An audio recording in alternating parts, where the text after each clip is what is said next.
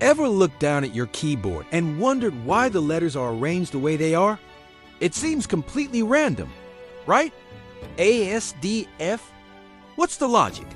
Well, what if I told you the layout you use every single day was specifically designed to slow you down? And even though we've had a century and a half to fix it, we're still stuck with it. This is the story of a technological trap we never escaped. Let's rewind the clock. We're not in the digital age, not even close. It's the 1870s, and the hot new piece of office tech is the typewriter. A brilliant inventor named Christopher Lapham Sholes was one of the pioneers, but his early models had a major flaw. The mechanical arms, called type bars, would swing up to strike the ribbon and paper. But if a typist got into a good rhythm and hit two keys next to each other in quick succession, those arms would clash and jam.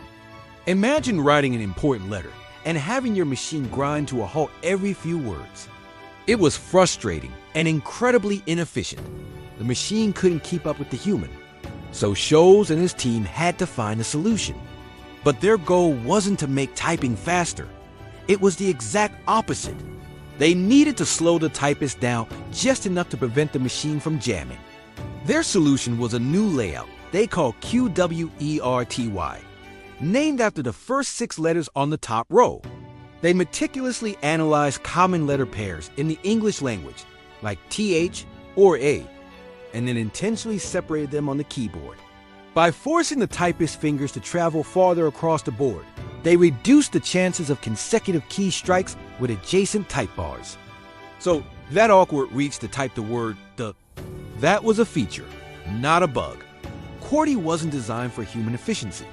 It was engineered for the mechanical limitations of a 19th century machine. Think about that for a second.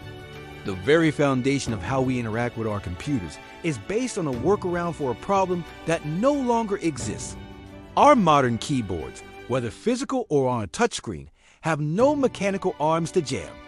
We could arrange the letters in any way we want for maximum speed and comfort, and people have tried. Over the years, inventors have proposed dozens of alternative layouts that are demonstrably superior. The most famous is the Dvorak layout, patented in 1936. It places all the vowels on the left-hand home row and the most common consonants on the right.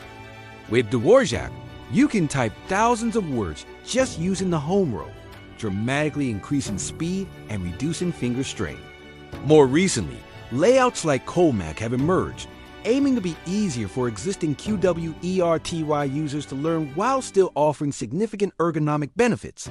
So, if we have these faster, more logical, and more comfortable options, why are we all still hammering away on a layout designed to be deliberately inefficient?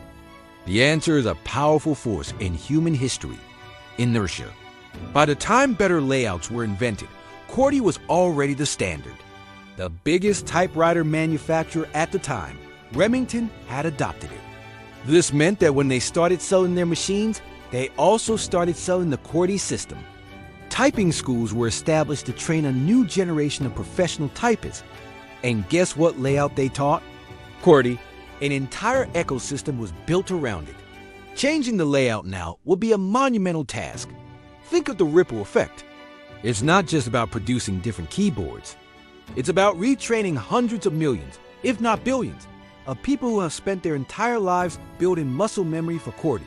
Every office worker, every student, every writer, every coder would have to go back to square one, fumbling around like a first-time typist. The initial drop in productivity would be staggering. Companies would lose money, deadlines would be missed, and the frustration would be immense.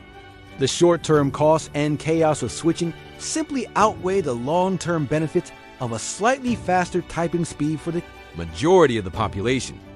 This phenomenon is so powerful that even the leap to touchscreen devices couldn't break the QWERTY curse. When the first smartphones appeared, they had no physical keys and no mechanical parts whatsoever.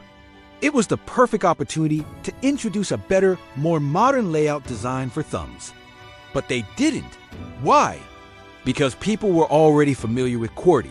To make their new devices feel intuitive and easy to adopt, tech companies gave us a digital version of the same old layout we knew from our computer keyboards. It's a perfect example of a path dependency, where a decision made in the past continues to shape the future, even when the original reasons for that decision are long gone. So QWERTY is essentially a legacy system, an artifact from a bygone era that's been frozen in time. It's like we've built a superhighway for Ferraris, but are forcing everyone to stick to a speed limit designed for a horse and buggy. The technology has evolved, but our behavior hasn't caught up. It's a classic case of if it ain't broke, don't fix it.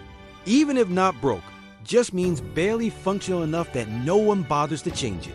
We've accepted this inefficient design as the default simply because it's what we've always known.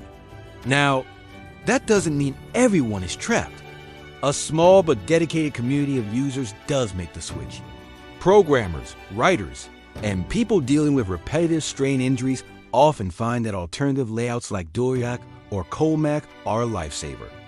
They invest the time to retrain their brains and fingers, and many report faster speeds, greater comfort, and less pain. Most modern operating systems even allow you to change your keyboard layout with just a few clicks. But for the vast majority of us, the activation energy required to make that change is just too high. We never question the layout, we just accept it. Ultimately, the story of QWERTY is a fascinating lesson in how technology and human behavior intertwine. It shows how an early, arbitrary standard can become so deeply embedded in our culture that it's nearly impossible to dislodge, even when superior alternatives exist. We're stuck in a system that was a clever hack for a 150-year-old problem, a trap we built for ourselves and never quite managed to escape.